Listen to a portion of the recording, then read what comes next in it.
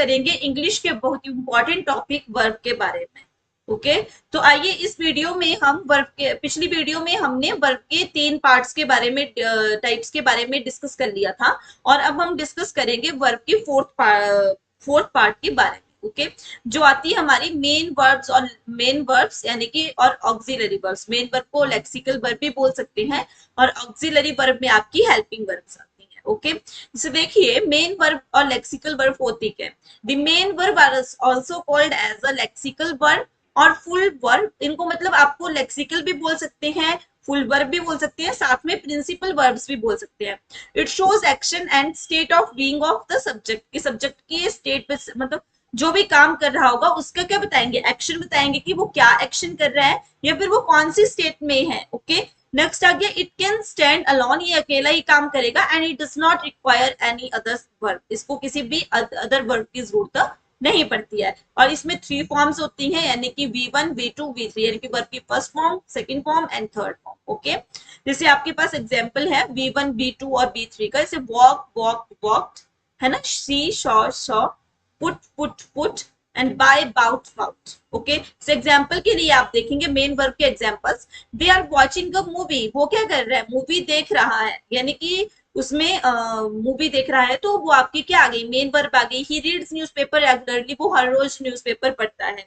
तो इसमें क्या बताया, एक्शन बताया, तो ये नॉर्मली आपका किस में आ गया, मेन वर्ब में। साथ में आपने ये याद रखना है कि मेन वर्ब को जो है वो और क्या बोला जाता है, जैसे लेक्सिकल वर्ब बोला जाता है, फुल वर्ब बोला जाता है, और प्रिंसिपल वर्ब भी बोला जाता है। ओके नेक्स्ट आ गया आपके पास ऑक्सिलरी वर्ब्स के बारे में देखेंगे। ऑक्सिलरी वर्ब होता क्या है।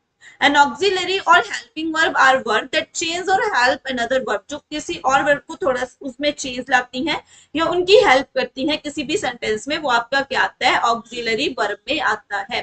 ठीक है जी। नेक्स्ट आपके पास आ गया ऑक्सिलरी एंड हेल्पिंग वर्ब के बारे में हम डिस्कस करेंगे। इसको आगे 2 पार्ट्स में डिवाइड किया गया है, 2 टाइप्स में डिवाइड किया गया है। फर्स्ट देखो आपके पास आ गया प्राइमरी, सेकंड आपके पास आ गया मॉडल। ओके तो देखिए इसमें आ गया वी हैव और डू। वी में आपके कौन कौन से आ जाते हैं, am is are, was were, shall be, will be, यानी कि आपका इज एम आर आपका प्रेजेंट में यूज होता है, आपको पता होना चाहिए। और एम जो है वो आई के साथ यूज होगा, इज सिंगुलर के साथ, और आर जो है आपका किसके साथ यूज होगा, प्लूरल के साथ जो है वो यूज होगा। ओके नेक्स्ट आपके पास आ गया वॉज एंड वर। तो वॉज किसके साथ होता है यूज, ये आपका पास्ट में यूज होता है इसका, और वॉज का कहाँ होगा, सिंगुलर के साथ, और वर का प्लूरल के साथ। नेक्स्ट आगे shall be, will be, they are used in future tense या फिर फ्यूचर सेंटेंस में इनका यूज होगा। नेक्स्ट आ गया हैव में 3 चीजें आएंगी, हैव, हैज और हैव।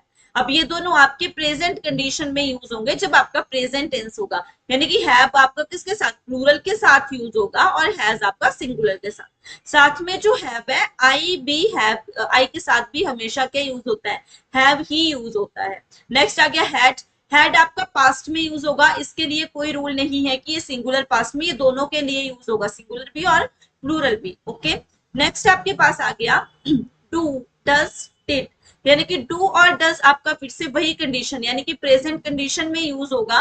डू आपका होगा प्लूरल के साथ और डज होगा सिंगुलर के साथ। साथ में डिड ओनली पास्ट, इसमें कोई सिंगुलर प्लूरल नहीं होगा, ये सभी के लिए आप यूज कर सकते हैं। ओके नेक्स्ट आपका आ गया देखो सेंट्रल मॉडल ऑक्सिलरी। अब सेंट्रल मॉडल ऑक्सिलरी क्या होता है और सेमी मॉडल ऑक्सिलरी क्या होता है, क्वेश्चन राइज होता है। तो सेंट्रल मॉडल ऑक्सिलरी में आता है जिसमें क्या आएगा आपका, जिसमें क्या चीज दी होगी, जिसमें आपके पास स्ट्रेस डाली होगी सेंटेंस में, है ना, जिसमें क्या होगा, स्ट्रेसफुल होगा थोड़ा सेंटेंस, जिसमें आपकी एबिलिटी दिखाई होगी, क्या दिखाई होगी, एबिलिटी के बारे में बोला होगा, आपको कोई सजेशन दिया होगा, या आपको एडवाइस दी होगी, या कोई पोजेशन होगा, वो आपका किस में आएगा, सेंट्रल मॉडल ऑक्सिलरी में आएगा। जैसे can, could, will, would, shall, should, may, might, must. अब इन सभी का यूज कहाँ कहाँ होता है वो हम कहाँ पढ़ेंगे, जब हम अलग से मॉडल्स के बारे में डिस्कस करेंगे, तब हम इनके बारे में इनके यूजेस पढ़ेंगे। ओके सेमी मॉडल में वो आते हैं जिनमें क्या टू टू यूज होता है, जिनमें क्या होता है यूज, टू टू वाली कंडीशन होती है, इसमें टू टू यूज होता है, वो आपका क्या आ गया, semi modal auxiliary. Okay next आपके पास आता है finite and non finite verbs कौन से होते हैं। चलो फाइनेट वर्ब्स के बारे में डिस्कस करते हैं। Finite verb is a verb or verb form which shows its agreement with the subject, help us to understand the sentence of the tense of the sentence. It is verb which shows time, tense and limited by numbers, person, tenses and subjects. Okay. जैसे example देखेंगे फिर, ठीक है। फाइनेट में आपका आ गया कि फाइनेट verb जो है वो ऐसा शो करती है, ऐसा एग्रीमेंट शो करती है जिसमें subject and helps us understand the tense. Subject जो है वो हमें हेल्प करता है, मतलब एग्रीमेंट किसके साथ होगा, सब्जेक्ट के साथ होगा, और ये हेल्प करेगा किसी भी सेंटेंस को टेंस को सेंटेंस में समझने के लिए। साथ में it is the verb which shows time, tense, इसमें जो है वो साथ में क्या शो होगा, टाइम भी शो होगा, टेंस भी शो होगा, बाकी लिमिटेड बाय नंबर्स की लिमिटेड बाय पर्संस कि किसके द्वारा काम हो रहा है, लिमिटेड पर्संस के बारे में बताया होगा, नंबर्स के बारे में, टेंस के बारे में, सब्जेक्ट में। जैसे देखो आई प्ले क्रिकेट, जैसे आई आ गया तो आई में बताया है ना कि ये सिंगुलर है, यानी कि एक ही काम कर रहा है। मैं क्या कर रहा हूँ, क्रिकेट खेल रहे, मैं क्रिकेट खेलता था, है ना। नेक्स्ट आ गया the man runs to the temple, next आ गया he painted the portrait, he we wrote stories, and next आ गया she cooks rice. okay, so next देखेंगे अब इन नॉन फाइनाइट वर्ब देखेंगे। अब non finite verb which does not shows time or not limited by person। इसमें देखो, इसमें आपको सीधे बता दिया कि ना इसमें कोई टाइम शो किया गया होगा, ना इसमें क्या बताया होगा, ना कोई लिमिट बताई होगी नंबर्स की या पर्संस की या टेंसेस की या सब्जेक्ट में। ओके, इसमें क्या होगा, it is not being limited at all by subject, person और टेंस। वैसे पार्ट पार्टिसिपल में क्या होता है, प्लेड यूज होता है ना। आगे आ गया देखो, आपके पास एग्जाम्पल देखेंगे हम। सबसे पहले देखो, I found the shop at walking distance. अब इन्होंने बताया ना, इन्होंने एग्जैक्ट नहीं बताया कि मुझे कहा, मैं वॉकिंग डिस्टेंस, थोड़े से आगे चलकर मुझे कुछ वॉकिंग डिस्टेंस पे शॉप दिख गई,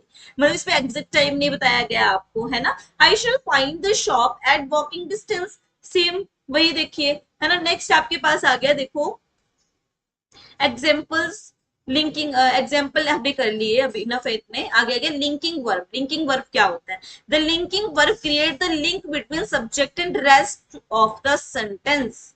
इसमें क्या होगा, ये एक आपका आपको लिंक मतलब मेंटेन रखेगी, किसमें मेंटेन करेगी, सब्जेक्ट में और साथ में रेस्ट ऑफ द सेंटेंस में, मतलब दोनों में। अभी समझाती हूँ क्या चीज है। It describe the subject itself, मतलब इसमें सब्जेक्ट जो है वो खुद को डिस्क्राइब कर रहा होगा, वो आपका लिंकिंग वर्ब में आएगा। मतलब जैसे देखिए, थॉमस इज एन इंजीनियर, इसमें खुद को कर रहा है ना, थॉमस जो है वो खुद के बारे में बता रहा है कि वो क्या है, इंजीनियर है। आगे बताया जैसे थॉमस इज हैंडसम, थॉमस क्या है, हैंडसम है, तो ये भी किस में बताया, उसके बारे में बात हो रही है कि सब्जेक्ट के बारे में जब सबसे खुद की बात कर रहा होगा तो वो आपका आएगा लिंकिंग वर्ब में। Thank you and have a nice day. अब हम अगला इंग्लिश का टॉपिक पढ़ेंगे एडवर्ब, बहुत इंपॉर्टेंट टॉपिक है, तो आप प्लीज वीडियो को ध्यान से देखें। Thank you and have a nice day.